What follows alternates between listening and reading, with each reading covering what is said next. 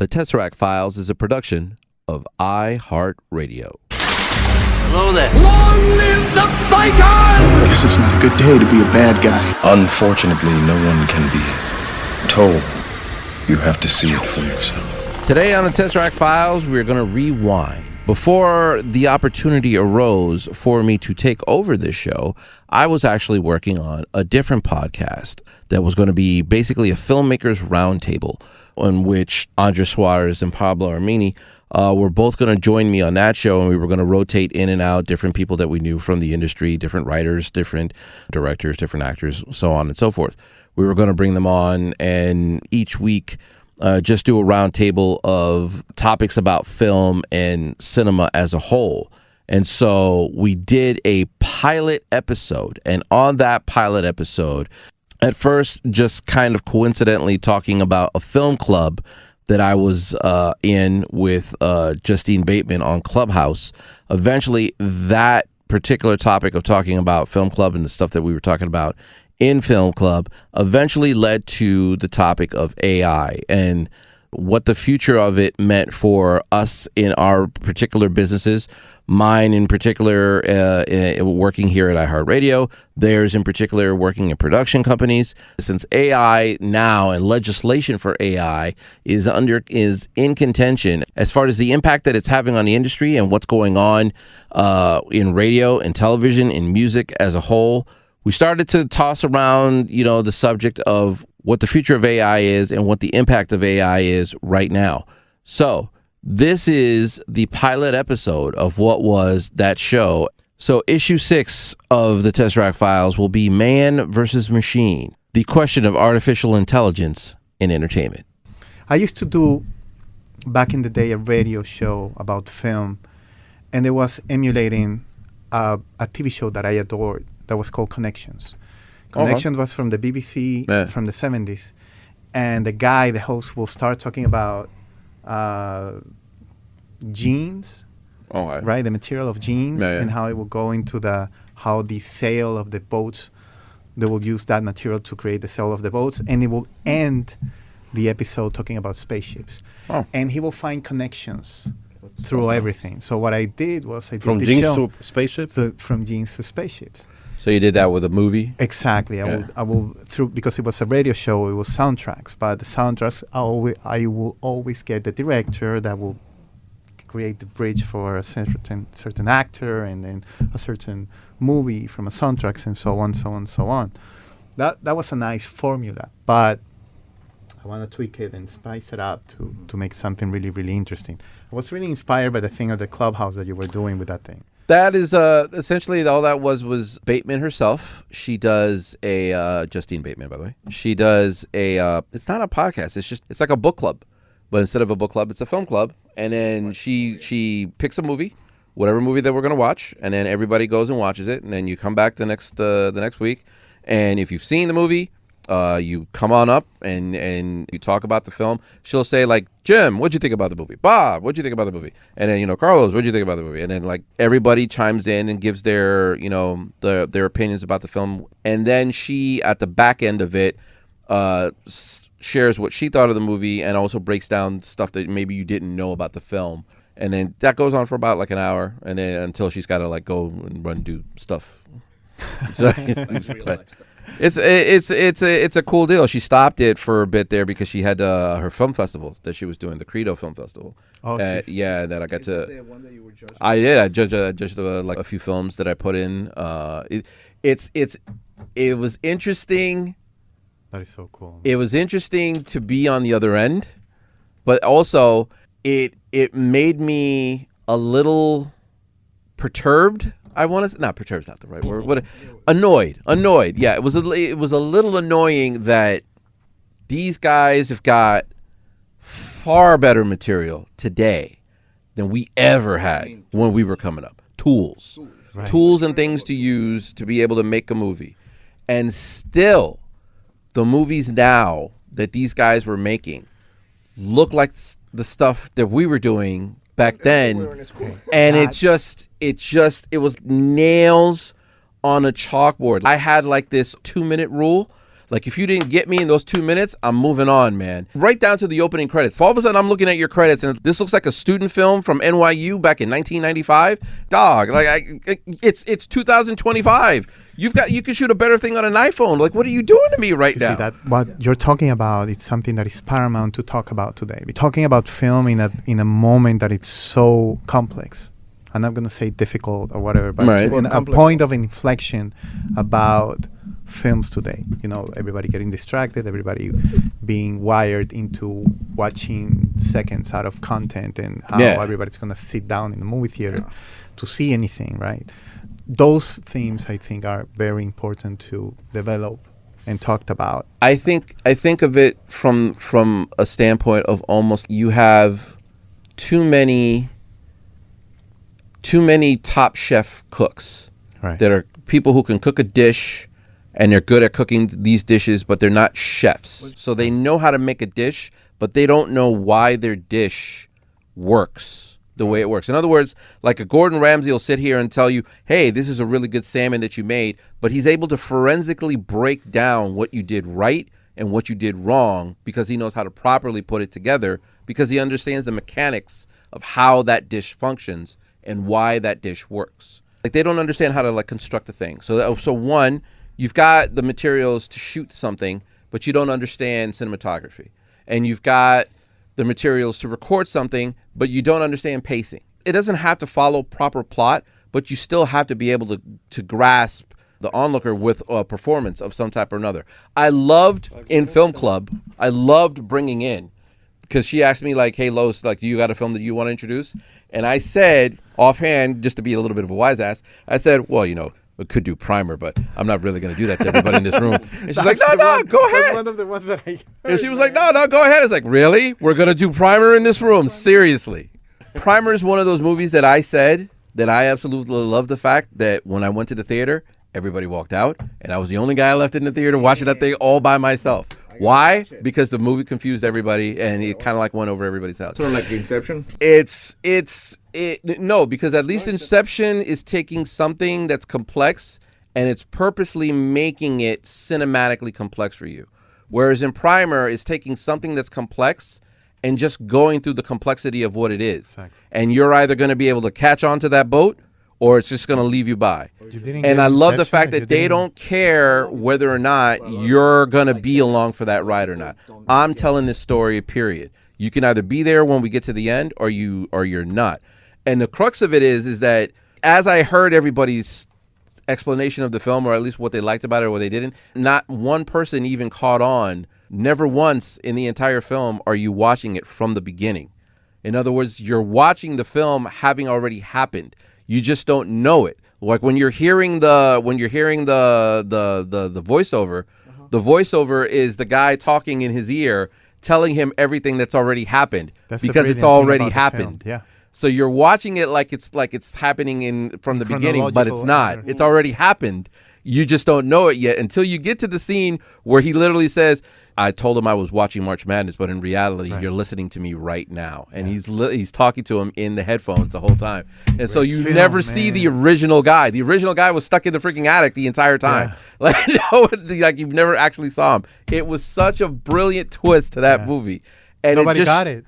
Well, I mean, few people. I have to watch it. But that's one where, again, you have the materials to make a thing, and they truly made a creative thing. It wasn't a big production. There's never a moment where you have like a big setting or anything like that. It's like one really big outdoor shot that they do, but that's about it. For the most part, it's all in houses, it's all in rooms, it's all in storage facilities. These guys now have technology that dwarfs everything that we've done. All you really need to do is take a second, sit down, and have a thought of what it is that you want to make, and have a picture of it, and then go from point A to point B with it. You can't give me bad audio now. Like you can't give me janky cinematography and bad shots now. Like there's way that I can actually understand, because people don't necessarily have the eye for photography. You know, so they shoot it as they see it. So I understand bad cinematography, bad quality audio, bad quality overall. I don't get. But even then, I don't give you the bad cinematography aspect anymore, because there's just way too much DIY now. Yeah. There's just way too much DIY instruction that's out there right now. Yeah. You can literally go in and look at shot of a thing. Let's say I wanted to make a thriller, right? A noir thriller, and I have no aspect of I have no film knowledge whatsoever. I didn't go to school or anything like that. I can literally do what I've told certain people about songwriting. Take 50 of what you see as the best songs of that you love. Put them all in a row, sit down with a pen and paper, and play the song. And then write out the lyrics to each one of them as you hear it. By the time you get to 50, you're going to get a rhythm of how to write a lyric. So then all of a sudden, when you sit down and you start to write, I'm not necessarily saying you're going to make the same thing, but it's going to be way better than what you're doing right now. So if you have no concept of shots whatsoever, you have no concept of continuity, you have no concept of editing and flows, go out and take the top 50 movies of all time, sit your behind down, watch all 50 of them. Then by the time you get to the other end, when you start to make your own story, it's going to be somewhat fluid. And even if you didn't want to do that, you can copy all that. You can literally sit here and go, okay, I'm going to take the shot from this one. I'm going to take this sequence over here. I'm going to take that. I'm going to take the gunfight scene from Heat over here, and then I'm going to take this two guys talking scene from this other movie over here, and then I'm going to take this love scene from over here, and just put them all together. Everything that Tarantino does. But it makes sense to you. It has to click on whoever is doing it. But there's true. I think that there's many. But at the very least, it shouldn't. You shouldn't have money, and have budget, and have actors. And you're going to give me something that looks like a student film from back in the day. Yeah. That still looks like an indie movie that was shot, on handhelds. Like you should have way more creativity by now. But I think that's very complex because there are many variables about it.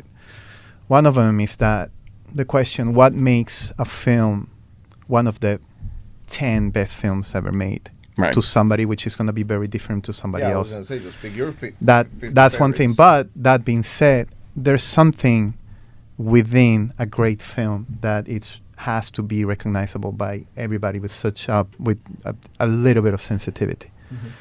And something that lacks today, it's the process. I read somewhere something that I truly love that has to do with the process of something being developed, like a photograph back in the day, that it takes time. It takes time to have something developed because the poetry is within the process of it. Today you have a bunch of the mainstream producers create films in a way for an audience to have just minimal input to it because they are watching films with a cell phone in their hand, so they don't need to be. These producers know that the audience are not going to be as invested as somebody from the 90s or the 80s or the 70s and so on. Mm-hmm. So there's a destructive intention in creating mainstream in a way that you don't need to pay really attention to it. So even though that we have every instrument that we dreamed of having back in the day today, mm-hmm. Why our films are in the majority of time bad films today and not better films than the films we did? Why? Why do you think that is? On a mass scale, like let's say like on the big production side, like sometimes like you'll get movies like that is because they're cookie cutter. The very few Denis Villeneuves and the very few Chris Nolans and the guys who are given that freedom to be able to just go and do whatever it is that they want to do, you need to inherently recognize more of those guys or more of those filmmakers and allow them to run. You can be micromanaging someone that hasn't done anything yet and protect your investment because there's a huge dollar amount that's stuck to these things and it has to be acknowledged. And so especially nowadays where you don't get that automatic, film count of people going out to go see a movie. You got a lot more of streaming that's occurring now, so you're getting budgets that are done differently. you need to recognize more that you can have a lot of fodder and filler by indies and people that are out there, but you still have to focus in on when you do see somebody that does make something that is creatively viable, you need to nurture that. Right. I can micromanage these other 50 other dudes that are giving me something that'll be on Tubi, but you are going to make me something that's going to go and have an effect. You're going to do something that's going to hook me. That's the thing that I like that I like now about, what is it, A20 Films? No, A24. A24 Films? Yeah, A24 Films is now Miramax then, right? Yeah. Like they're now what Miramax was then, where like you literally got a guy and he's got this concept, go run with it. And then I'm going to tout it and I'm going to push it for you when it's done, and you're not going to give me something that's mediocre because you know the thing that's being made is not mediocre. It's curated to not be mediocre. Do you Right. think it's worth it today for anybody to become a filmmaker? Yeah. I think now, especially now, you're going to, unfortunately now, you're going to get an even bigger boom of people making a lot of those AI movies. Right. And using those AI tools. You're going to find a guy, you're going to find a Trent Reznor in there. You're going to find a guy who's using the plugins and everything. just gonna break And he's it. a freaking genius and he's going to make something incredible. But for every one of that guy, there's going to be 50 of the other guy that's just, like Play School, my first editor. And they're just going to like sit there and go, make me this, make me that, and then it's going to kick out. And unfortunately, granted, Bateman is leading like not a revolution, but like a war against the AI. You just need to And get. how many years do you think we still have until AI is still? 6 months. No, I'm 6 serious. months. Not 6 I'm months. serious. No. I can assure you, not gonna be 6 months. Within about a couple of years, you're gonna have the ability. You're gonna have somebody that has the ability to be able to create an entire thing sitting right at his Right, but You even do- the actors, the actors Yes. suck right now. Everything. You AI do actors, understand that they these do tools things- became mainstream only 2 years ago, right? I know, I'm very impressed. every month- I am impressed. I'm impressed, but right now, in 6 months, I don't. No, I in don't know if about it's gonna be able in about a couple of years, I guarantee you're gonna have a Couple years, movie that's maybe, yeah. You're gonna have a movie that's made by a person that's just sitting behind a desk. Before being a filmmaker, you have to realize you have to be a storyteller. Because it's cliche, but it's all about the story. So you can come up with any prompt. Just you have the people who want to become popular, you have the people who want to be artists. So if you're making a movie, you have to make sure that the movie you're making is the movie that you're making that you want to make for yourself. Right. Not those are the ones that really succeed. Those are the movies that really make it. You have the commercial angle, of course, that is the movies that what is it that people want to watch. Right. So what am I going to make this to get attention and to get noticed and the whole 9 yards? But you're not being true to yourself. Like you have to be a filmmaker, you have to be a storyteller, you have to be an artist, you have to be a little bit more than just somebody who wants to tell a story or somebody who wants to monetize on the process or on the media content stuff. For that, you have the TikToks, you have the stories, you have all of that, and then you create all of that. But the fact that you're doing that type of content doesn't mean that you're a filmmaker. To his point, I do agree, because it has to do with what he's saying, the Trent Reznors of whatever is going to happen with the medium today. I totally agree that you need to be a storyteller, but to be a storyteller is something so complex. But there has always been storytellers in the world throughout every genre, and I think that there's always going to be a storytellers until the end of times. But the medium is going to change, and the way you perceive the medium is going to change. We're saying filmmakers. It was also sort of a trick question, because I think the term filmmaker is going to transform into something different. I think that you're still gonna have your primary guys. It's just gonna be harder to be that primary guy. In other words, you're still gonna have a Christopher Nolan, but it's gonna be harder to be a Christopher Nolan. But Right. if you get to that spot, you are going to have a name that endures a little bit better than somebody else from, back in the day.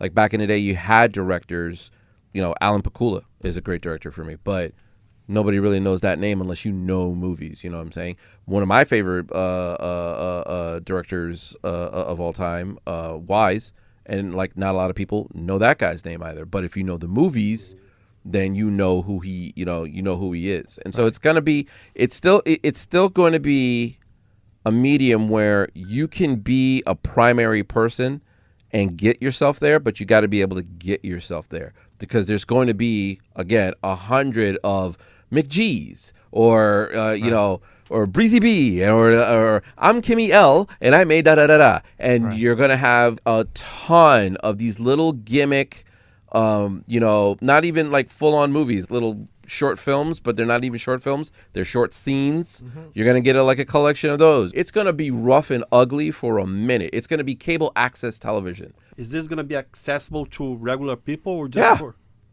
It's accessible now. If you can pay for it. I mean, yeah. Paying. The one thing that the technology's got against it right now is that it's still stiff and slow. That's the biggest problem with it right now. It's still it's still costly, it's still stiff, and it's still slow. You can get around it if you level yourself down. Like you can get around it if you're going to make something that's animated and the animation isn't too crazy and detailed. So something very simple looking, you can kind of get around it, and you can voice act everything on your own. You can create all the cinematography for it, and even all the camera angles and everything. You can do the sound design. You can do it all at your desk. But one, it's still going to take you a bit of time. Two, you're still going to need a bit of creativity. And three, it ain't cheap. It's still a bit pricey. The AI way of making things right now is still Avid when Avid first started. Right. It's still kind of like that. We haven't gotten to the point where it's now Adobe today, where you can have like a third party creator, editor, and just like make your film that way. That again, it's not going to be 6 months, but it ain't that much far off. Yeah, right. Because every month they're accelerating. It was like 5 months ago where if you tried to do a prompt scene, it was janky. And now you've got that Google one that just came out now, and that looks freaking phenomenal. Yeah, but right now, like you can only do little clips, but all it takes is one guy even with the patience to sit here and go clip. Even the little clips. Clip, if you write like, let's say a dog, a puppy chasing a butterfly in the backyard, they will come up with something beautiful. However, if you say, I want this dog to be what's the name of that? A Siberian Husky. A husky. Husky, right? Husky. I don't know what a husky is. The blue eye. So if you just go to this particular breed of a dog, right? Right now they will get you. They're gonna get confused with this a little bit. They're gonna bring up something else, and they're gonna mess up with the backyard. The backyard is gonna have sand on it. Although never get right. Although Midjourney just now kind of adjusted again, and now you can do consistent characters now in Midjourney, and you could do consistent backgrounds now. And see, that's what I'm saying. Like every month, it's not even every year, like it was before. Like next year they're gonna have a better model. Next year they're gonna have a better. It's not even that. It's every month it gets updated, and they just get sharper and sharper and sharper and sharper. What's crazy is that they're paying close to nothing to up and coming actors to pretty much sell themselves this AI. Like whatever, they'll pay them $1,500. So just record this script, and we're going to use your voice forever and ever. It's like, and still the program itself creates it on its own. Like it will still just like create faces and create the dialogues and everything for you. Like I said, the Google one that's out now, I wouldn't necessarily use that to make a movie, but if I was making a documentary and I don't have people to make quotes within the documentary, I could create it in that Google thing and be like, Sean Johnson, blah, blah, blah, whatever. And then he says whatever I need him to say for like a good 5-10 seconds. That's it. And I'll take 1, 2, 3, 4, 5. Yeah. And it looks like I got 10 different people on my production. In reality, there's nobody there at all. And I have a question for scripts. How far ahead you think they're gonna be able to write a really good script? Like I'm talking Not about. that far ahead. But are you sure? Yeah, because again, everybody. okay, the reason why is right now, the program right now learns from everybody using it. Yeah, but I'm saying Pretty soon it's gonna get to I'm the talking point about where really good scripts, like Plus, it has let's say access like to, a Tarantino scene, like, right. Bruno, even No, better. I don't think they're gonna Bruno, be even better. like than Godfather, that. even better. Yes, Bruno. Because it'll do it in that vein. In other words, you can sit here and say, I want this scene like a Tarantino scene being made for a Star Wars film. Then the And then is going to crash. But There's I- no With way that on it. random- no, now. that. But I mean, eventually With to the with point that like randomly that Tarantino always But this used. is it'll grab from those things. It'll say no, like but this is the thing because it this is- categorizes everything as it this goes. is, I think that we're seeing it with a different lens. Bring the gun, leave the cannoli. That line is nothing without the framing, the music, the pacing, all that. It's just a line, even though it's even an improvised line, right? Those snippets is what makes The Godfather an amazing film. Everybody quotes that. It become a cultural thing. That's easy to do. You create a script that has that type of potential in seconds today. What you do with that is a different thing. But right now, you can create hundreds of those scripts in minutes. Right now. I agree. So the But I'm not writer talking that about- sits down and has to think about arcs and character development and structure is no more. But you still need a guide, and you still need the sensitivity to do something with it, and to how your vision becomes, at the moment, for now, becomes special. It becomes unique.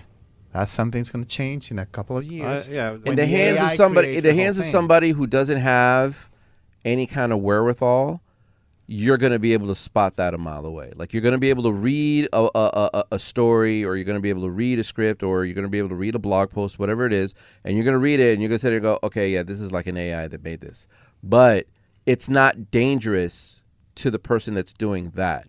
It's dangerous in my hands because I'm somebody who could sit here and go, make this and make that, and I want you to say it this way and I want you to say it that way, and then it'll crank out something for me, and then I'll just jump in and I can modify it from there because I do know how to write that. I do know how to pace that out. And so now, if you're all I have to sit here and say is like, I want to make a movie where four guys, they're at a table, they're planning a crime, and then one guy turns on the other guy and starts taking each guy out before the crime takes place. Boom.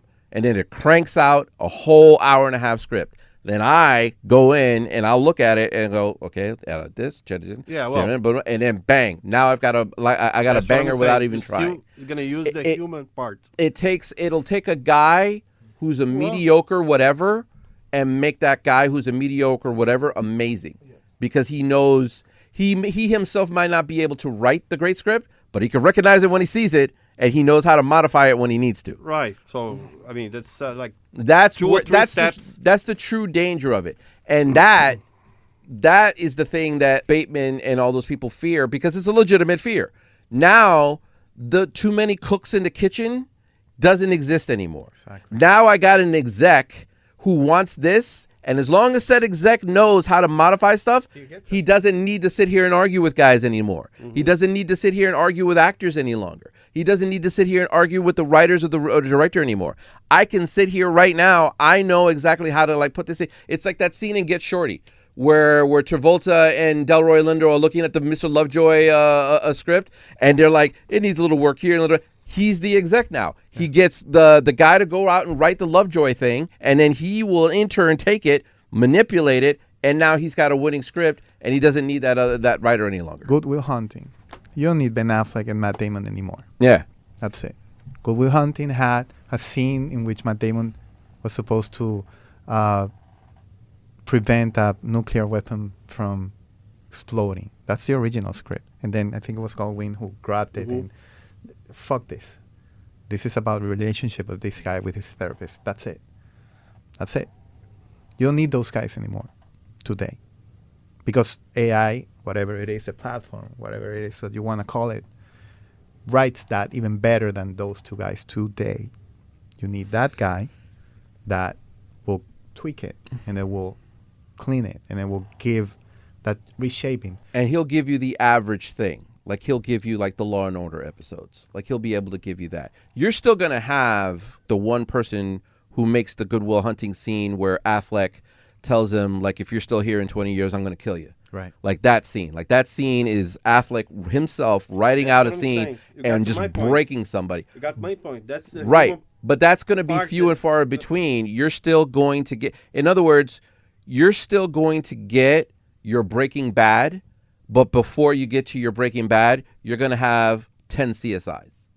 Right. You know what I'm saying? You're going to have tens of the Chicago PD, Chicago Med, Chicago whatever, and then you're going to get the one Better Call Saul. So in other words, you're gonna have 80% of the script done, but you're still gonna have to work on the left 20%, right? But one guy can do that, though. One guy can do. One guy can do that.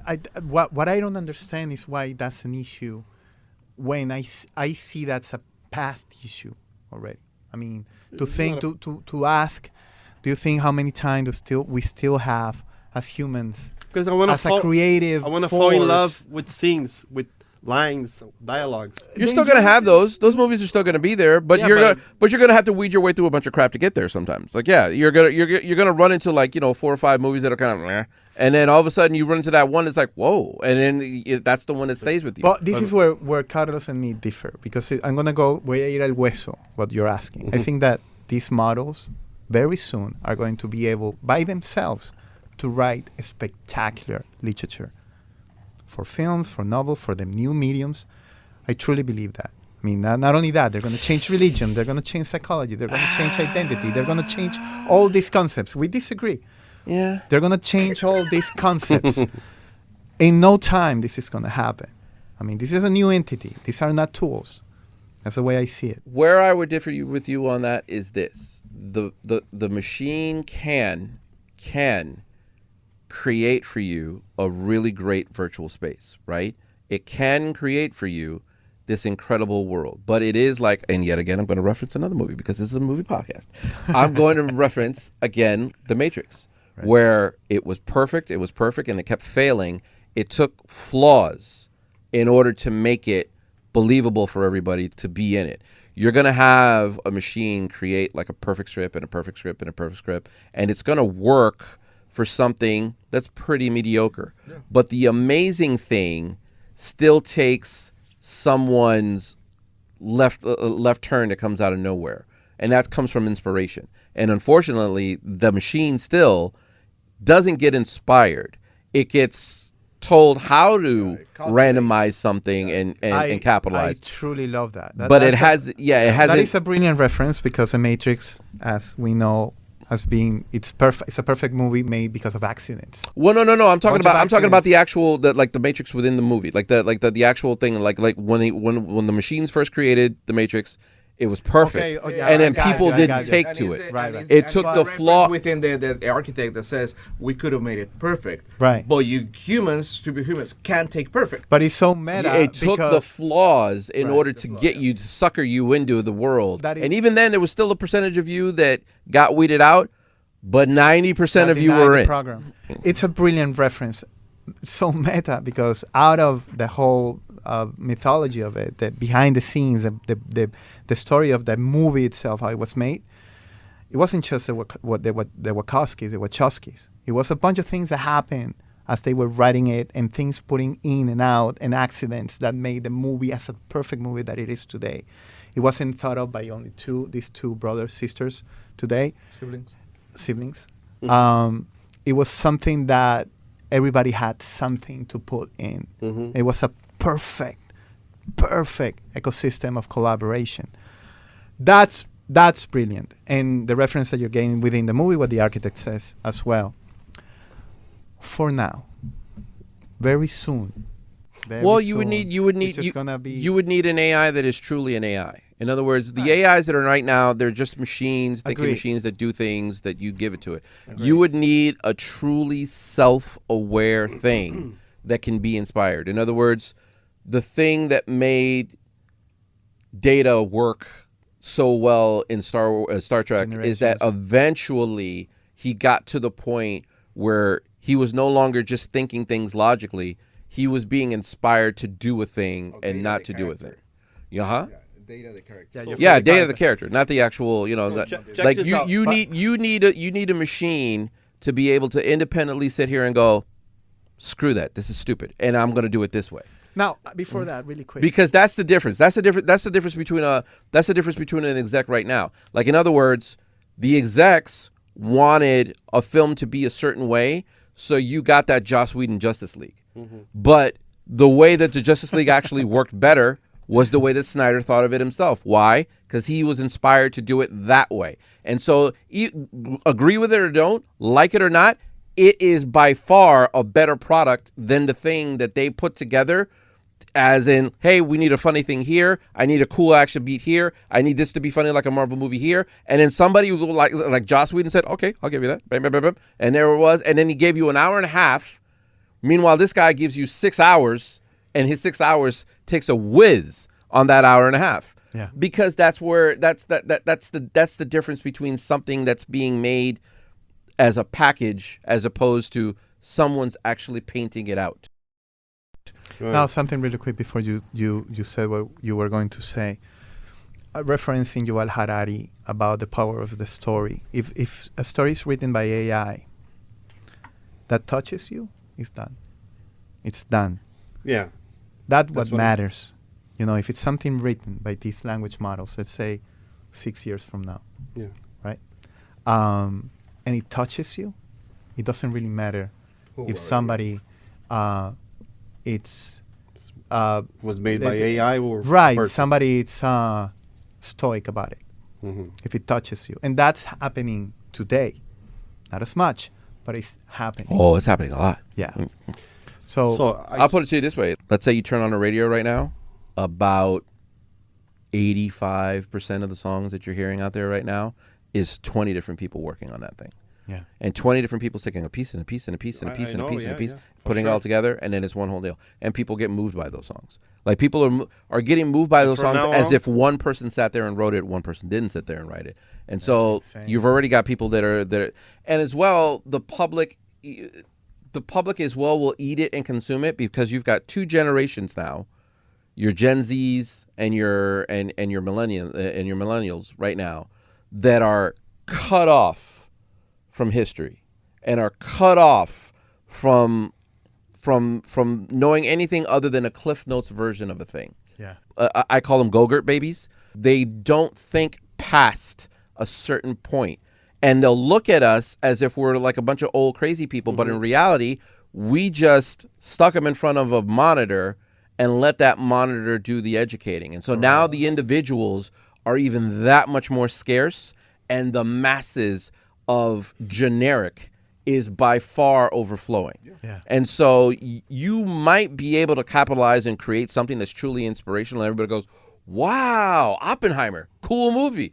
And then you're going to have 100 going the other way, sitting there and saying, man, I like that Venom movie, it was funny. They're already programmed to like it in that manner. They haven't been able to break out because they don't have a concept of being able to break out and seeing it.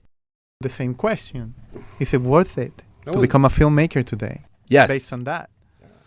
Because even though more you're so gonna have now, 2 even or more 3 so now, people that are because also- because if you different get to concept. shine, like even more so now, like if you become that person that does shine, you're practically like a cult leader at that point. Yeah. Like, how many people go for the masses? Like, how many people are flipping out right now that Denis Villeneuve is going to do the next Bond movie? Yeah. That next Bond movie is going to get sold out in a heartbeat. Like, everybody and their mom's going to see it. Why? Because it's got his name on it. What does it mean to be relevant as a filmmaker today? What does it mean to be successful? It's because let's say that A24 buys your film, right?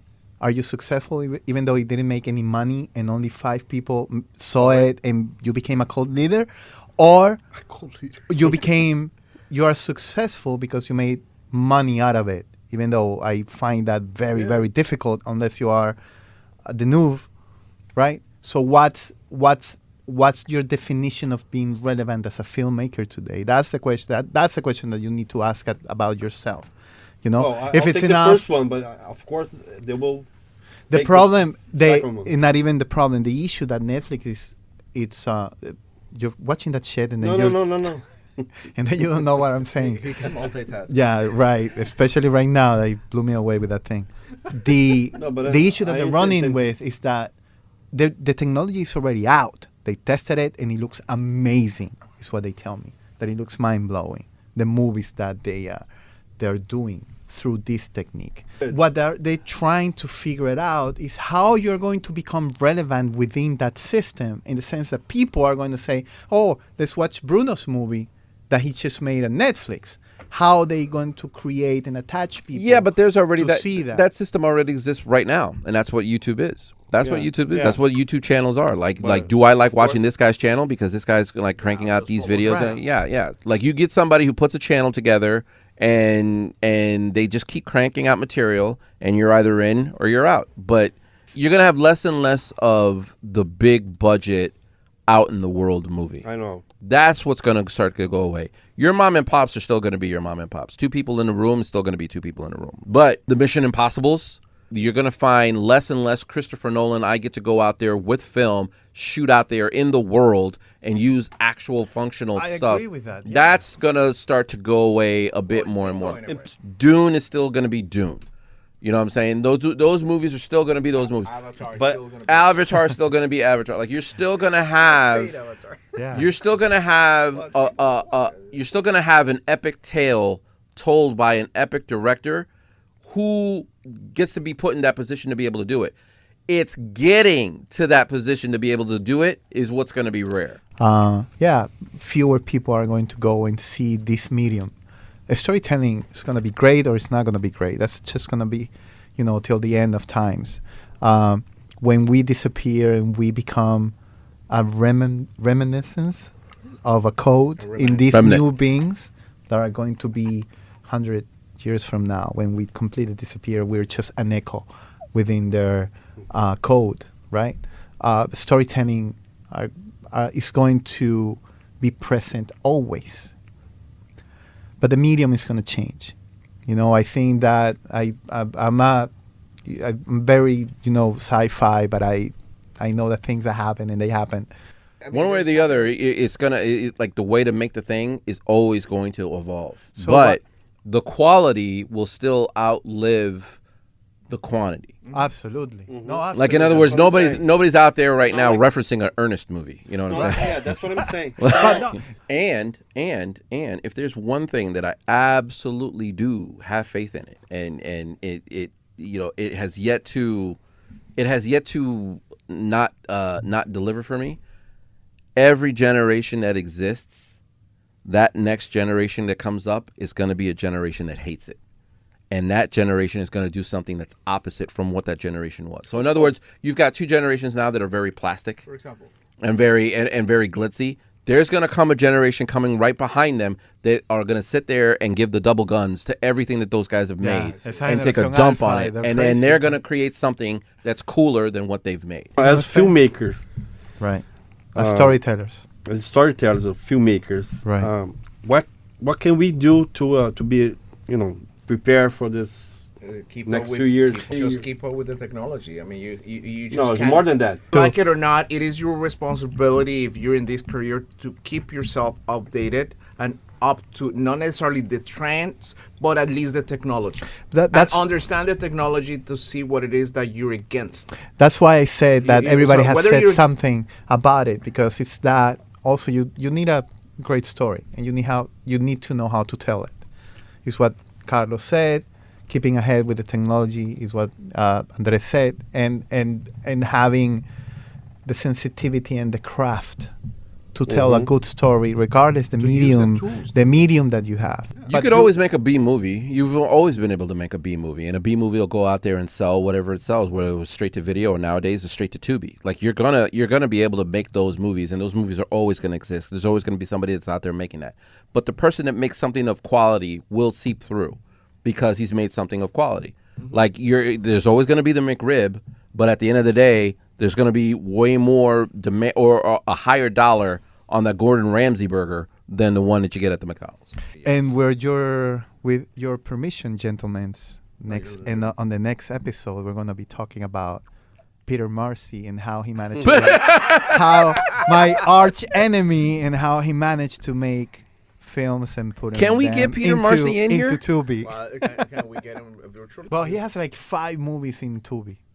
Does he? Yeah. Peter Marcy? Yeah. He made movies? 5 movies. Get out of here. Yeah, and he I has want to them see the too, Peter Marcy yeah. movie. Give me a list of those. Yeah, look, He's in it. look at He's the the guy he's that in it. you He's don't an know. actor. No, I don't know the guy at all. He's an actor. By the way, I'm gonna pause everybody. I'm gonna pause everybody right. so that everybody kind of gets the story, because I'm actually gonna lay this out. I'm gonna actually post this up and put this up out there so that maybe Peter Marcy gets it. All of us went to film school, and while we were there was the film program was in 2 sections. There was a group A and a group B. Peter Marcy is a guy that was in Group B. I am a guy that was in Group A.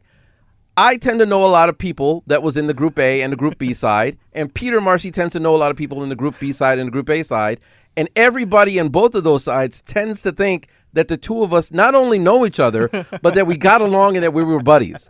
We've never met. I've never been in the same room as this guy. We've never locked. You just don't realize. Right. Okay. We were in a hall, and I was in one end of the hall, and he's on the other end of the hall. But we've never been face to face. Say hi, Peter. Hi, Carlos. Shake hands. Never once. I don't even know what the guy looks like. I have no idea who this man is. They were like the David Mamet clan, and we were like the David Lynch. Right. And like both sides, and so everybody's like, yeah, but you know, I'm picturing like on the other side of the conversation, somebody's going, you know Carlos, you've met him. Like, no, I don't know who this guy is. I've never met him before.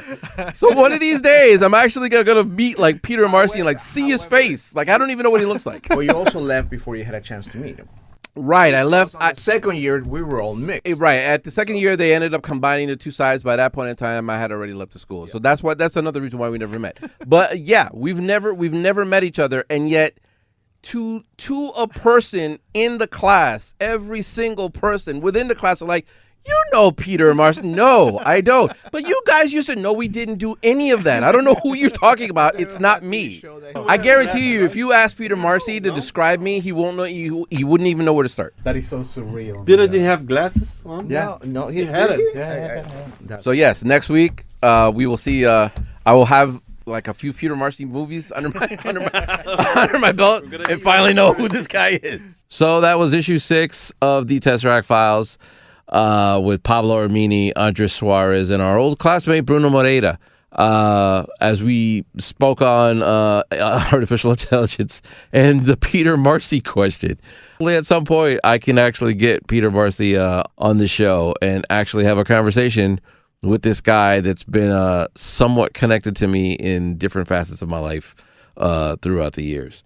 I'd like to thank everybody for tuning in to us here on the iHeartRadio app. You can also catch a recording of the show on YouTube. Just search for the Tesseract Files. We will also be expanding on that channel different segments that don't necessarily show up here on the podcast, and also different clips and things that we'll be putting up there in the future. So once again, thanks to everybody for listening in.